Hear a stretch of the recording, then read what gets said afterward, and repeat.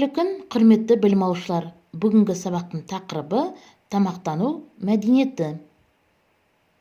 Оқу мақсаты коммуникативтік жағдаятқа сай көркем бейнелеуіш, эмоционалды экспрессивті сөздерді және мақал-мәтелдер мен тұрақты тіркестерді еркін қолданып, диалогке қатысу, пікірталаста тез және дұрыс шешім қабылдай білу, одағай түрлерін ажырата білу, қолдану. Енді мына сұрақтарға жауап беріңіздер. Дұрыс тамақтану дегенді қалай түсінесің? Сен қалай тамақтанасың? Күніне неше рет тамақтанасың? Қандай тағамдарды ұнатасың? Не себепті? Тамақтану мәдениеті деген не? Қонаққа барған кезде қалай тамақтанасың? Өзіңді қалай ұстайсың? Дастархан басында тамақтану мәдениеті болады дегенге қосар ойың қандай? Осы сұрақтарға өз ойыңызды айтыңыз. Тыңдалым тапсырмасы. Мәтінді тыңдап, негізгі ойды анықта.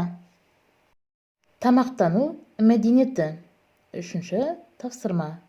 Дәрігер-диетолог Сидней университетінің профессоры Дэвид Робенхаймер пайдалы тағамдар мен тамақтанудың мүлде жаңа түріне көшуді ұсынады. Профессор ересек адамның тағам мөлшері 44-65% көмірсудан, 35% майдан және 25% ақуыздан тұруы қажет екенін айтып отыр. Айтулы маман ондаған жылдар бойы Жаңа Зеландияда өмір сүретін жергілікті адамдар мен жабайы жануарларды бақылаған.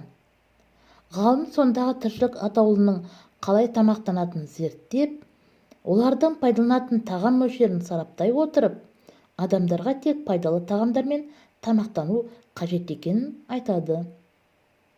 Диетологтың айтуынша, жануарлар олардың ағзасында қандай да бір элементтердің жетіспейтін өздері-ақ сезеді екен. Сонымен қатар, егерде адам қандай да бір сырқатпен диетологтың көмегіне жүгінетін болса, онда оның ағзасында белгілі бір заттың жетіспеушілігі немесе шамадан тыс заттың бар екені айтылады. Алайда Робенхаймердің айтуынша, мұндай жағдайлар көбінесе ағзадағы заттардың үйлесімсіздігіне байланысты. Оның болжауынша, ағзаға қажетті заттарды табиғи азық-түлік өнімдерінен алу керек. Бұған дейін диетологтар асты жиі әрі аз мөлшерден ішудің пайдасы жоқ екенін жөнінде пікір білдірсе, ғалымдар отбасылық таңғы, түскі және кешкі астың пайдасын айтады. Диетологтардың айтуынша, таңғы асты ішу арқылы кешкі астағы калорияны азайтуға болады. Дегенмен, көптеген ғалымдар тамақты дұрыс ішу нормасына қатысты нақты тұжырымдама жоқ екенін алға тартып отыр. Айтылым тапсырмасы. Мәтін мазмұны бойынша өз пікіріңді дәлелде. Оқушылар, назар салып қарасаңыздар, сіздерге 4 кілт берілген.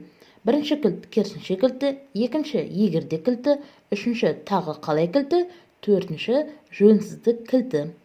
Керісінше кілтін қолданған кезде сөйлемде істей алмаймын, ешқашан істемеймін сөздерді пайдаланасыз. Ал егерде деген кілтті қолданған кезде егерде деген сұрақ қоя отырып, бүгінгі тақырыптың маңыздылығын айтасыз. Тағы қалай кілтін қолданған кезде күнделікті өмірмен байланыстыра отырып, қиялға ерік бересіз. Ал жөнсіздік кілтін қолданған кезде қияли, орындауға болмайтын пікірлерді қолданасыз және оны дәлелдеуге ұмтыласыз. Оқылым тапсырмасы. 6-шы тапсырма берілген. Мәтінді оқып, мәтінге тақырып қоясыз. Жазылым тапсырмасы. Берілген суреттердегі жағдаятқа байланысты диалог құрастыр. Құрамында одағай сөздер болу қажет. Оқушылар, назар аударсаңыздар, 2 сурет берілген. Бірінде қымыз сапырып отырған ер азаматтар және екіншісінде шырын шүйіндеп отырған отбасы мүшелері. Дескриптор суреттерге қарап диалог құрастырады, диалогке эмоционалды экспрессивті сөздерді қатыстырады, одағайларды мағыналарына қарай дұрыс қолданады. Бірінші суретке мысал келтіретін болсақ, Қайрат Мағжанға қымызды сапырып құйып берді. Қымыздың дәмін көрген Мағжан: «Туф, мына сусынның дәмдісін-ай! Шіркін, Сақа биенің сарығымызына тең келер ештеңе жоқ қой», деді. Енді диалогты ары қарай жалғастыру үшін өздеріңіз жазыңыздар. Сөйлемдерге одағайларды қатыстырып қайта құраңыздар. Ол үшін оң жақ шеттегі суретті QR-кодты сканер жасайсыздар. QR-кодтың артында бірнеше сөйлемдер берілген. Сол тапсырмаларды орындау үшін алдымен сөйлемдерді түсініп оқып аласыздар, сөйлемдерге одағайларды қатыстырып қайта құрайсыздар. Мысалы, «Мына қымыз таңдайыңа тисе, тәбетіңді келтіретін балдай ғой». Шіркін, мына қымыз таңдайыңа тисе, тәбетіңді келтіретін балдай ғой. Мен естедім? Шіркін деген одағайды қатыстыру арқылы сөйлемдерді қайта құрып шықтым. Тап осылай өздеріңіз ары қарай сөйлемдерді жалғастырып жазыңыздар. Ой таразы. Бүгінгі сабақ қиын болды ма? Қандай тапсырмаларды орындадыңыздар? Және нені үйрендіңіздер? Нені білдіңіздер? Осы туралы өз ойларыңызды айтыңыздар. Осымен бүгінгі сабақ аяқталды.